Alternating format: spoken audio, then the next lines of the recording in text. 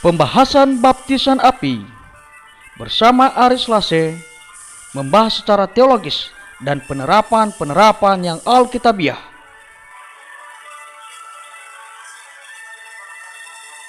Kita kembali membahas tema berikutnya.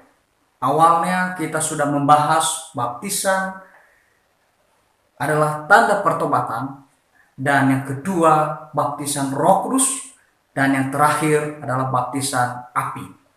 Saudaraku yang dikasihi oleh Tuhan, kita membaca firman Tuhan yang terdapat dalam Matius pasal 3 ayat 11. Firman Tuhan berkata, "Aku membaptis kamu dengan air sebagai tanda pertobatan.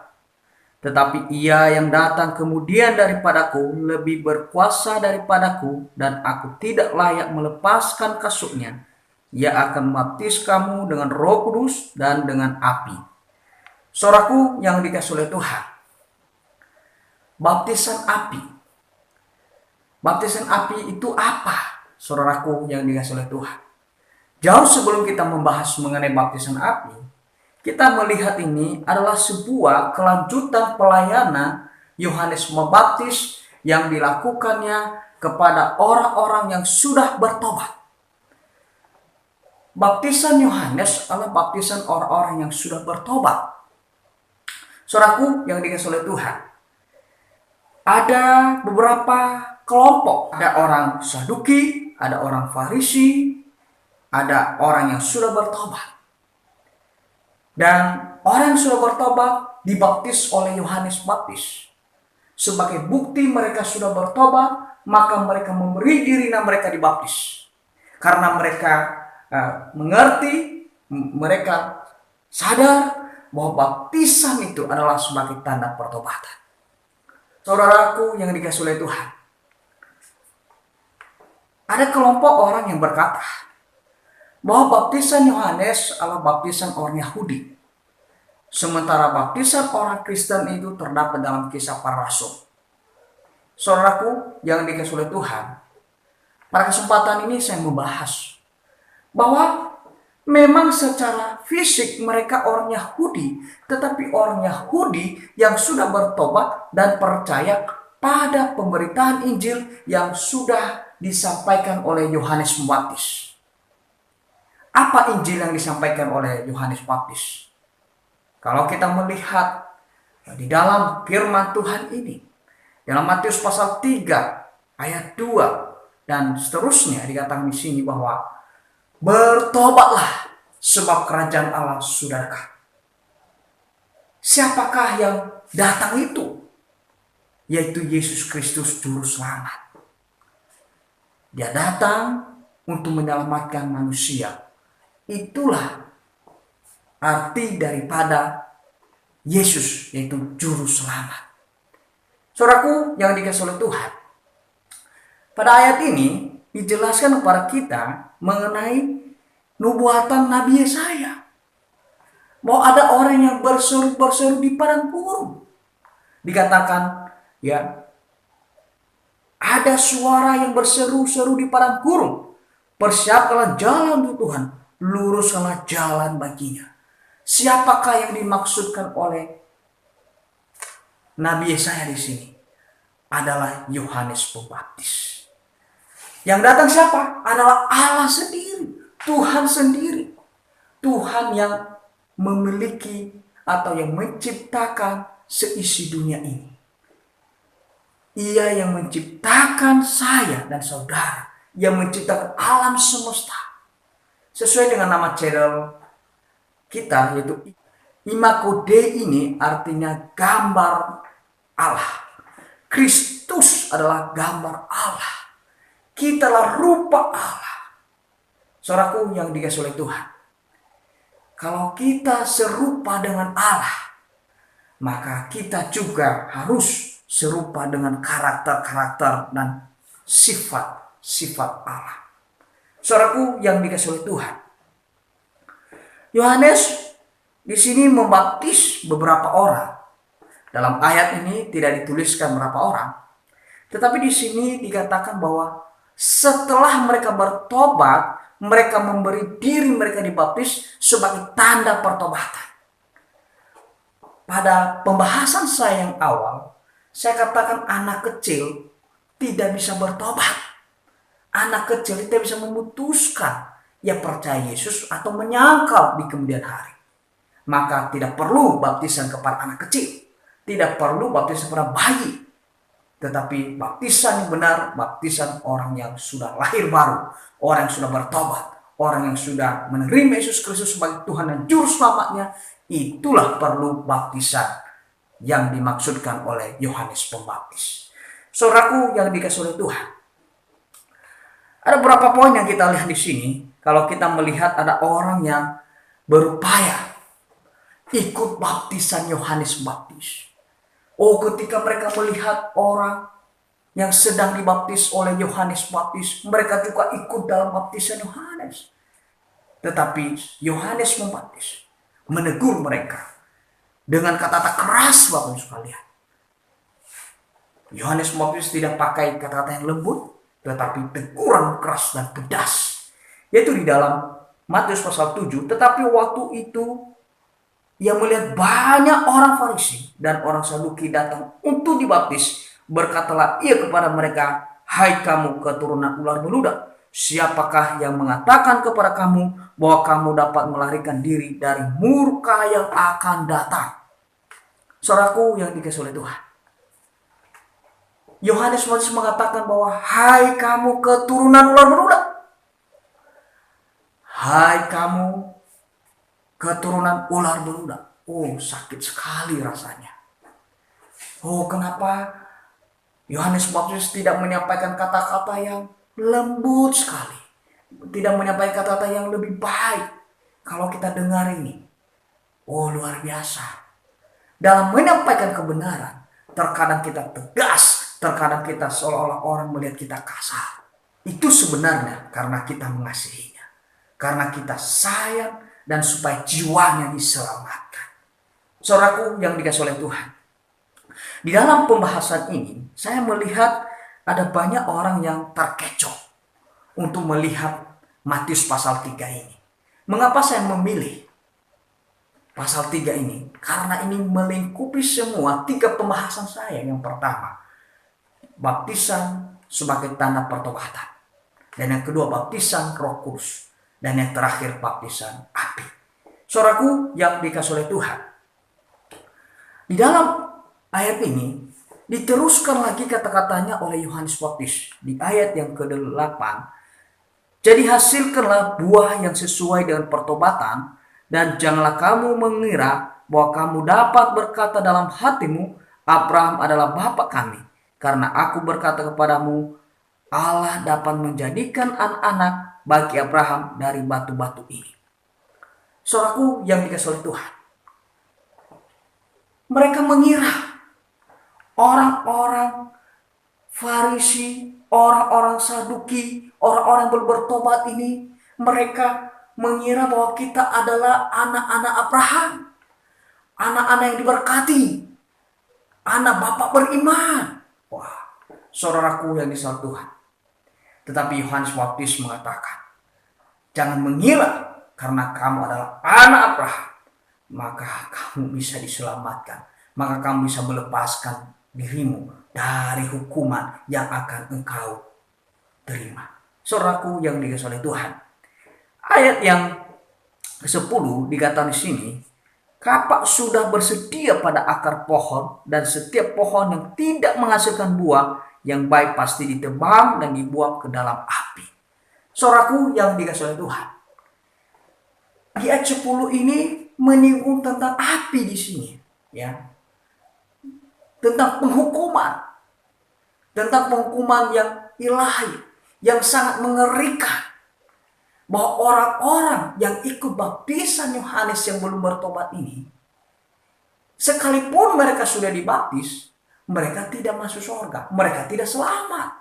Itulah sebabnya salah satu sanggahan saya dari awal, bahwa baptisan bukan syarat keselamatan. Kalau itu syarat keselamatan, maka mereka juga bisa diselamatkan di sini. Tetapi siapakah yang melepaskan dirimu? Hasilkanlah buah dari pertobatanmu. Karena mereka belum bertobat, saudaraku yang disayang Tuhan. Maka urutannya itu harus bertobat dulu. Kalau orang itu sudah bertobat dan percaya, maka keputusannya sendiri yang memberi dirinya dibaptis. Bukan orang lain. Atau kita serahkan sama orang lain untuk dibaptis. Saya serahkan di gereja untuk dibaptis. Bukan keputusan orang tuanya. Tetapi keputusan oknum itu sendiri memberi diri dibaptis. Karena dia tahu bahwa baptisanlah sebagai lambang, sebagai simbol kematian, kebangkitan, dan penguburan Yesus Kristus. Saudaraku yang dikasihi oleh Tuhan,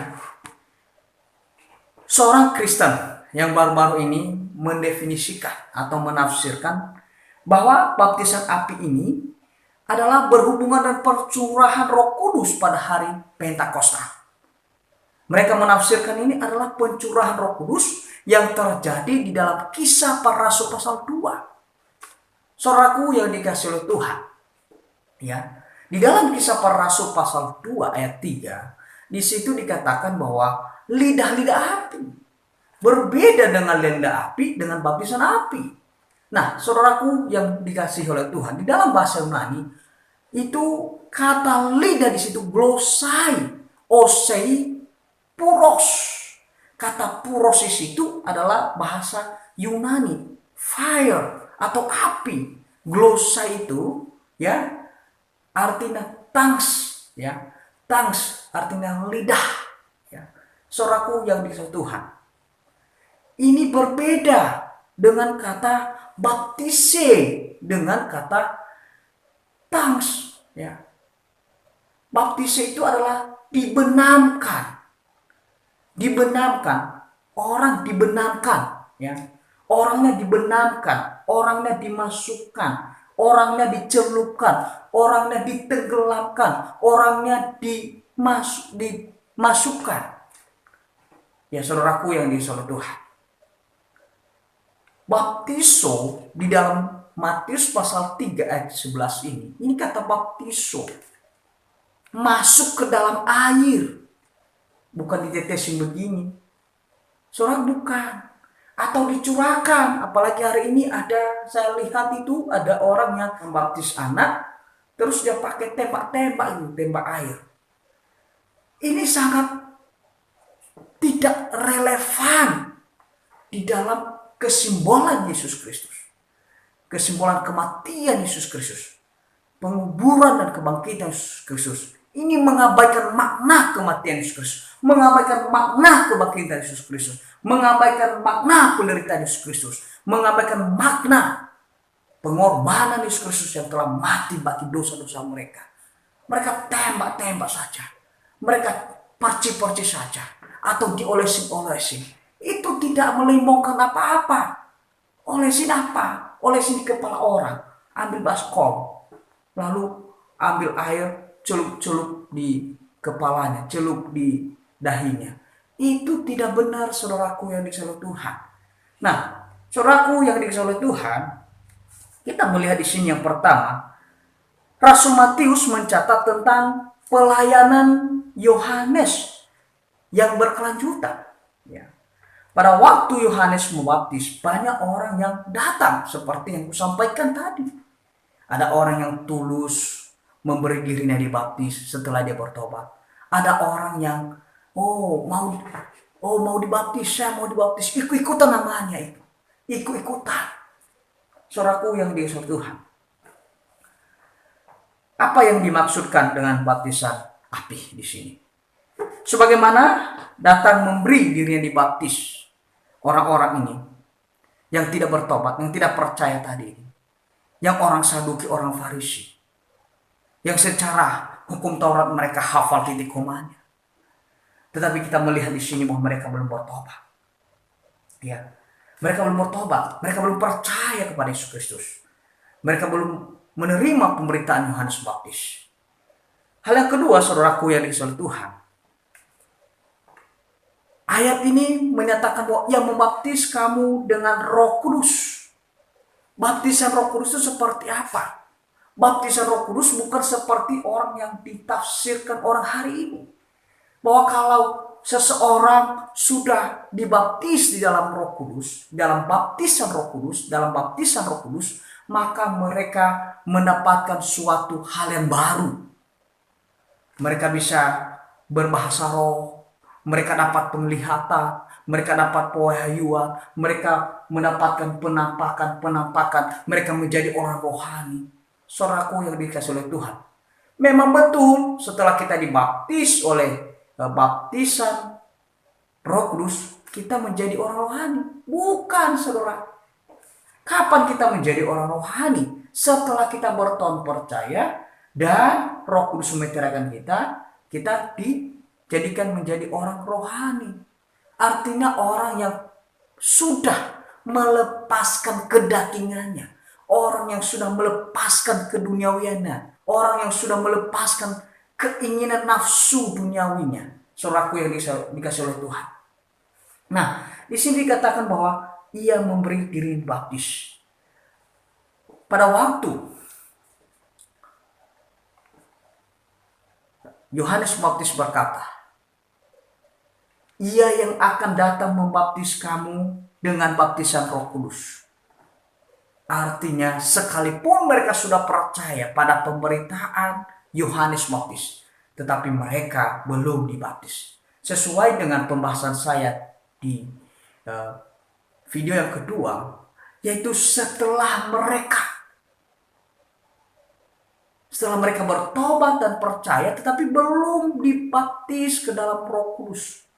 Kapan mereka dibaptis ke dalam Roh Kudus? Setelah Roh Kudus itu datang. Setelah Yesus kembali ke sorga, Roh Kudus datang, Roh Kudus diucapkan, disitulah mereka dibaptis dalam baptisan Roh Kudus. Lalu kita hari ini, kita dibaptis ke dalam Roh Kudus setelah kita bertobat dan percaya, itu langsung koneksinya. Tidak lama. Setelah kita bertobat dan percaya, mengimani Yesus Kristus sebagai Tuhan dan Juru Selamat kita, maka langsung koneksi. Hubungan kita dengan Tuhan itu terasa cepat. Kalau dulu kita melihat Tuhan seolah Tuhan itu jauh daripada kita. Kita sekarang mendekatkan diri sama Tuhan. Tuhan dekat kepada kita.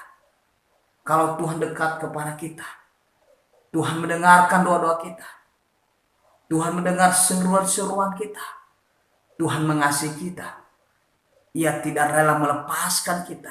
Ia memegang teguh kita. Ia mengasihi kita selama-lamanya. Saudaraku yang dikasihi oleh Tuhan. Terkadang orang hari ini berkata, mengapa Tuhan berjauhan dari saya? Mengapa Tuhan jauh dari saya? Tuhan tidak menjauhi Anda sebenarnya. Tetapi karena dosa-dosa mula, Tuhan jauh daripadamu. Itulah sebabnya ketika kita jatuh dalam dosa, maka kita meminta pengampunan kepada Yesus Kristus. Ada orang berkata, setelah ia percaya Yesus, setelah ia bertobat dan percaya, tidak perlu ada pengakuan dosa lagi. Karena dia sudah orang suci. Betul, statusnya adalah orang suci. Dia adalah memang orang kudus. Tetapi karakternya itu belum kudus.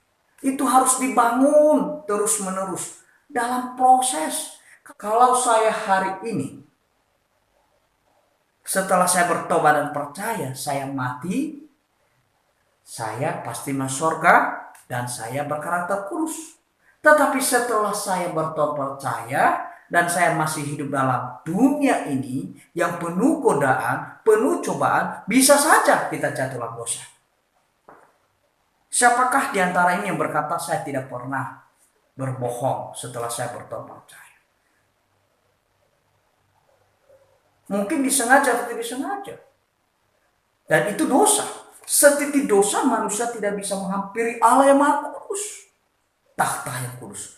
Itulah sebabnya Allah datang ke dunia ini untuk menghapus dosa saya dan dosa Anda. Untuk menyelesaikan dosa itu. Ia datang, ia merelakan, dia bukan dipaksa oleh Bapa, tetapi dengan sukarelanya, dia merelakan dirinya, mati di kayu salib, untuk saya dan untuk kita semuanya. Saudaraku yang dikasihi oleh Tuhan, Kita harus belajar tentang bagaimana kasih Allah di dalam diri kita. Poin yang ketiga adalah baptisan api. Apa arti dari api, saudaraku yang dikasihi oleh Tuhan? Supaya kita tidak lari dari konteks firman Tuhan. Dalam pernyataan Yohanes Baptis, secara konteks langsung akan menyarankan bahwa itu adalah singgungan pada nasib orang-orang fasik di ayat yang ke-10. Dalam Matius pasal 3 ayat 10. Siapakah orang-orang yang di ayat ke-10? Saya akan baca Matius pasal 3 ayat 10. Kapak sudah tersedia pada akar pohon, dan setiap pohon yang tidak menghasilkan buah yang baik pasti ditebang dan dibuang ke dalam api. Nah, saudaraku yang dikasihi oleh Tuhan, mereka ini adalah seperti pohon yang tidak berbuah, yang tidak menghasilkan apa-apa. Mereka ini adalah orang-orang yang tidak menghasilkan apa-apa. Apa itu? Mereka adalah sebagai orang yang tidak mau mengenal kebenaran. Orang yang tidak mau menerima Yesus Kristus sebagai Tuhan dan Juru Selamat mereka. Mereka mengolok-olok dan mereka mengira bahwa mereka adalah anak Abraham. Mereka mengira bahwa mereka anak-anak bangsa pilihan. Mereka adalah umat pilihan Allah. Saudaraku yang dikasihi oleh Tuhan. Ini kesombongan yang di dalam diri mereka sehingga mereka menolak Yesus Kristus. Maka ada orang yang berkata kepada saya, Yesus itu bukan masuk ke dalam air, Pak, tetapi berpindah. Ini logikanya tidak jalan. Berpindah. Dikatakan Yesus masuk ke dalam air, setelah masuk keluar. Bukan berpindah atau bergeser. Nah, ini orangnya tidak pakai akal sehat. Bukan dan tidak pakai akal sehat. Tidak sesuai dengan firman Tuhan apa yang diomongin. Sembarang omong lagi. Dan dia merasa lebih hebat dan lebih jago. Segala sesuatu, apapun yang kita imani, apapun yang kita ajarkan, kalau tidak sesuai dengan firman Tuhan, kita buang. Kita tidak boleh terima. Saudaraku yang dikasihi oleh Tuhan. Artinya baptisan api. Baptisan api adalah sebuah hukuman bagi orang-orang yang menolak Yesus. Barang siapa yang menolak Yesus Kristus, dia dibaptis api. Dia dibenamkan dalam api. Dan dibenamkan dalam api neraka selama-lamanya dan selama-lamanya dan lama-lamanya. Dia binasa. Tetapi bagi orang yang sudah bertobat, bagi orang yang sudah percaya, mereka dibaptis dalam baptisan Roh Kudus. Selama mereka masih hidup dunia ini, mereka memberi diri mereka dibaptis. Itulah otoritas yang diterima oleh saya, oleh rekan hamba Tuhan yang lain. Saya tidak semena-mena mengatakan saya membaptis orang dalam baptisan Roh Kudus. Saya tidak punya hak untuk membaptis orang ke dalam api.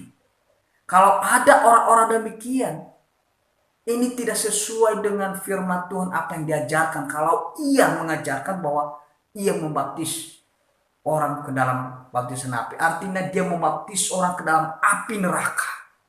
Saudaraku yang dikasihi Tuhan, api di sini adalah api yang sangat mengerikan sekali. Saudaraku yang dikasihi Tuhan, kata puri atau fire di sini adalah menunjukkan kepada orang-orang yang menolak pengorbanan Yesus Kristus. Mengacu kepada orang-orang yang sudah menolak Yesus Kristus sebagai Tuhan dan Juru Selamat mereka. Kita bersyukur hari ini kita sudah dibaptis oleh Roh Kudus.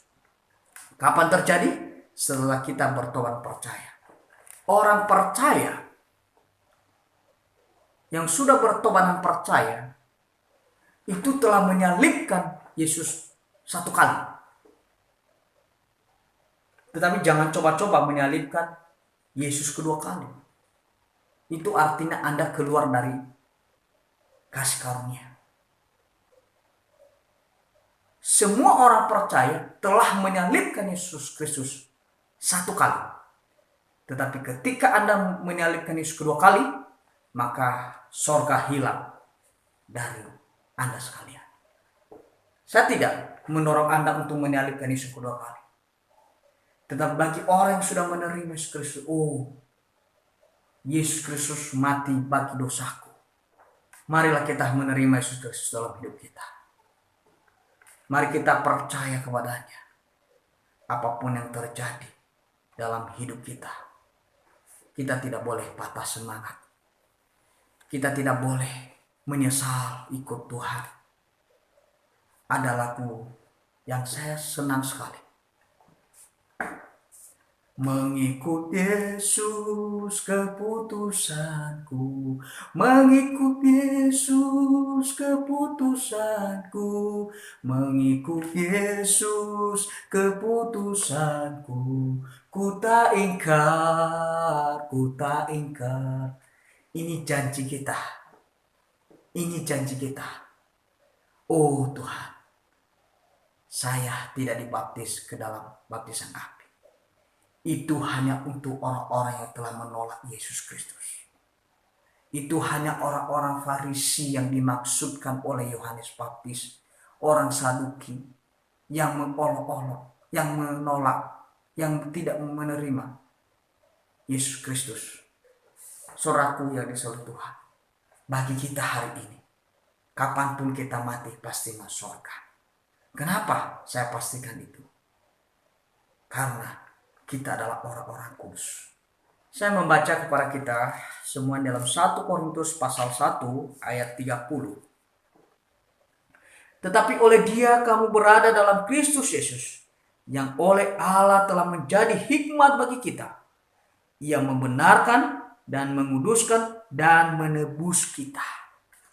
Saudaraku yang dikasihi Tuhan, saya hari ini disebut orang benar. Saya hari ini disebut orang kudus. Saya hari ini disebut orang yang sudah ditebus.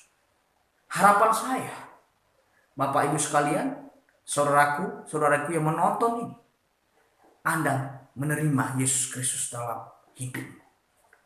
Barang siapa yang menolak Yesus Kristus dalam hidupnya, ia tidak akan mendapatkan keselamatan. Bahkan dia dibaptis dalam baptisan api. Dia tidak dibaptis dalam baptisan Roh Kudus, tetapi dia dibaptis dalam baptisan api. Tuhan Yesus memberkati kita semuanya. Maranatha.